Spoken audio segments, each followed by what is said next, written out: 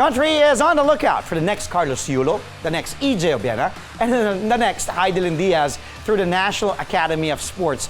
Now let's have an all-out conversation with NAS Executive Director Josephine Reyes and OIC for External Affairs Emil Bong Arroyo.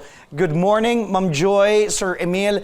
Thank you for being here. This is the first time? Yes, this is the first time here in your studio. Yes, we've spoken via Zoom a couple of times, but now this is the first time. Welcome to CNN Philippines. Maraming salamat. Thank you, Andre. Thank you, Andre, for having us. No, thank you. I've always wanted to talk to you. Laging Zoom lang, virtual lang tayo. Yes. Di ba, sir? Laging... Last year, exactly. So, I know we discussed, Ms. Joy, last year what the NAS is. It is the National Academy of Sports that was established with the signing of the Republic Act number 11470 on June 9, 2020 by former President Rodrigo Duterte. And then the main campus is in Capas, Tarlac, the new Clark City Sports Complex. Right. So you were appointed back in October 2020, and then right after that, parang nag-usap nga tayo sa New Day, I believe, via Zoom. Can you give me an update now on the National Academy for Sports and what's happening?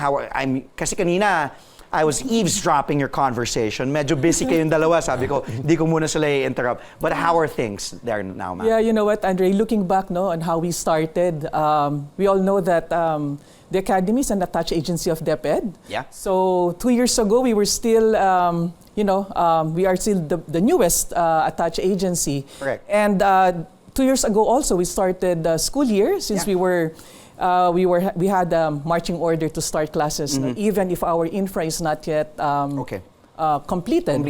But it's a good update because it's already 98% completion. Wow. So, but we are still waiting for the turnover of BCDA. So we are really looking forward for the turnover this year. Hopefully we'll be able to transfer. Even the kids are already awaiting for the transfer to the campus. How many kids do we have now? Right now we have 117 student athlete scholars. 117. Yes. Wow. Those are these are grade 7 and 8.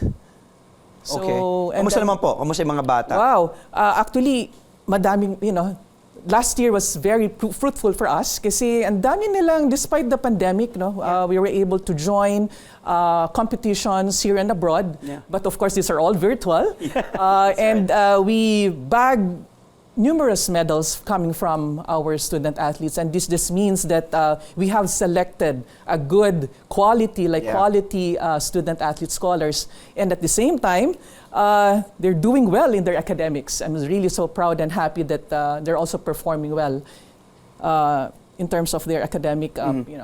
Yung mga students po ngayon wala pa dun sa New Clark City. Wala pa. Right now, where are they in? Right now, they're still in their different regions. Okay. But good thing that you asked because today, we have a sports camp, badminton sports camp. Yeah, today. So meron ng mga dumating na mga athletes namin coming from the Visayas region. Okay. So nandito sila papunta. Actually ngayon we're catering yung pagdating nila dito sa amin. Busy. Yeah, kanina, medyo busy. Yun yung pinag-uusapan niyo yata kanina narinig ko dun sa. So sir, let's talk about the sports included in the NAS program. Sure, and go ahead, sir. What are the particular sports? So, Ma'am Joy mentioned badminton. Yeah, right. There's table tennis also, I overheard. That's correct. So for the Phase 1 development of NAS, we have 8 focus sports. 2 of them already have world-class facilities built in New Clark City. These are the mandatory aquatics and athletics events. We have 2 racket sports that you already mentioned. Badminton and table tennis. We have 2 martial arts in Taekwondo and Judo.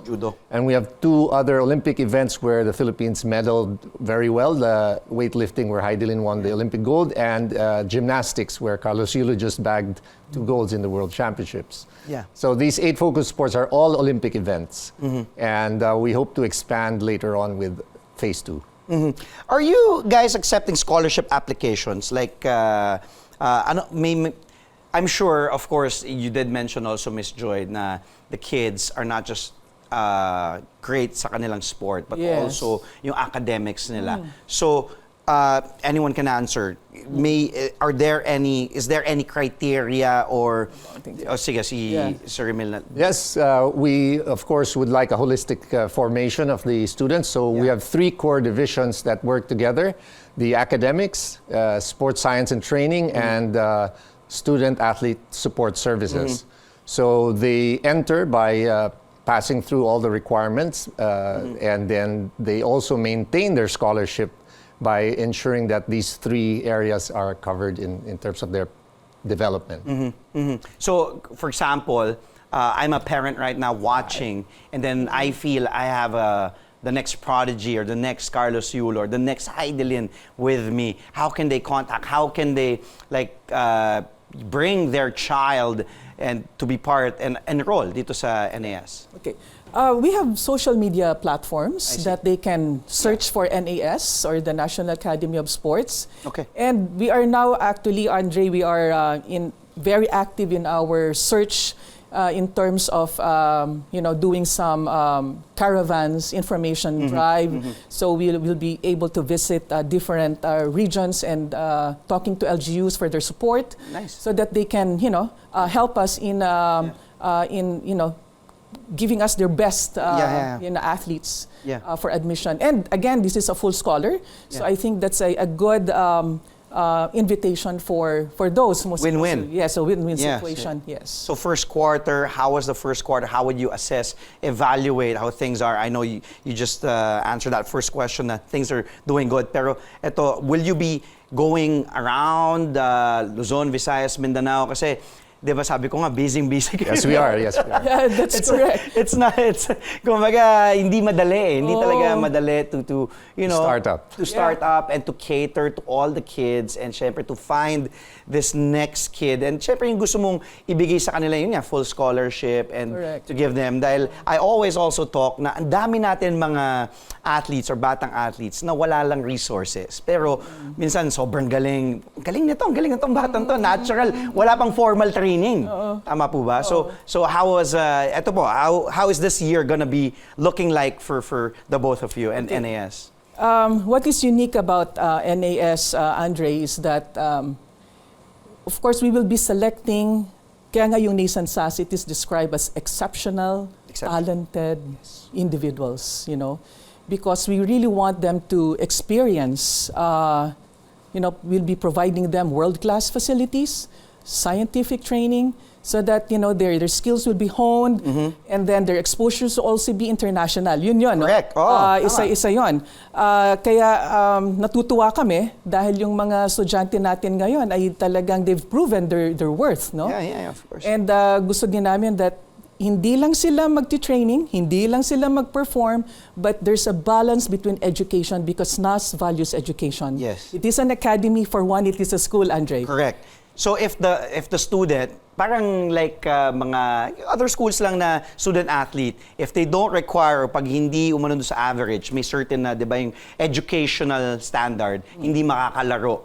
Like kahit sa UAP, Sensei, gano'n naman Pag hindi pumasa sa certain sit out yung player. Ganun din, paano po ang Actually proseso ngayon, sa as mentioned by Coach Bong kanina, we have divisions that really takes care of our athletes, the welfare of our athletes, and the support services. Support services Is the one handling it.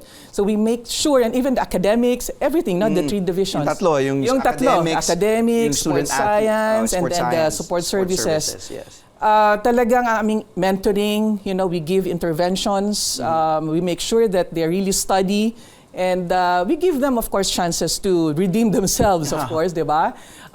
Hindi lang kasi ito, talagang pinapoint out namin na you're here also to study. Of course, of course. And it is a legacy, and it is the first in our country that you're offering both balance, academics and training. Pati para hindi, kumbaga, hindi nila ma-feel na I'm entitled to this. Correct. Yung kailangan ko din talagang we have certain standards. Kailangan meron din, no? Oo naman. We have they have to be good, like 80-85% of their grades, So medyo ano din ang standards namin. Demanding, kasi very demanding. We also want them to have a career after. Yeah, of course. Hindi namin sila pababayaan. Forever na atleta. Yes, that is correct. Is this only for full-blooded? Like, kailangan parehong Pinoy yung parents? Or pwede yung mga half American, yung mga That's a great Filipino-American? question. That's a good Diba? question. Yung kunyari, napaisip lang ako eh. Nasabi ko, ano lang ba to para sa yung mga nasa provinces or yung full Filipino?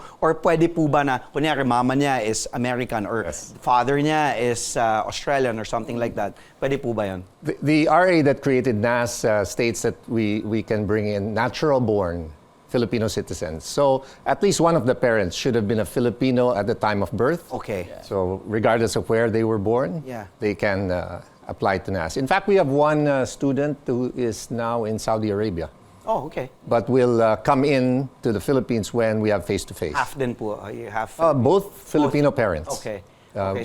So kahit yung one parent is Filipino, At least one. At Basta least may one, Filipino basta may blood. Filipino blood. Yes. Tapos, paano po kung walang Filipino passport? Paano yung... I think this falls under the dual citizenship law, RA Okay. 9225. So Okay. they allow that as yeah, long as basta the yun parents. Nga, the parents yung may Filipino. Okay.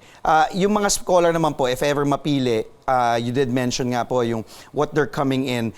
Kung ako naman estudyante, nakakatakot naman yata. Should they be scared of like yung kasi you explained, di ba, yung curriculum and sa scholarship mismo, very rigorous yung training. And then, yun nga, yung three departments natin dito, yung academic, sports science, and yung support services. So, They should be excited. yes. Oo. Tell the kids why. Tell them why. Ano yung may mga ano naman sila, may mga fun and games for the kids also. They have their, diba? Of course, remember, they are secondary. They're just junior high school. Mga bata pa yan mga bata. And ang ano lang din dito, it is also a boarding school, Andre. So, ibig sabihin, talagang entrusted yung mga kids sa amin. No?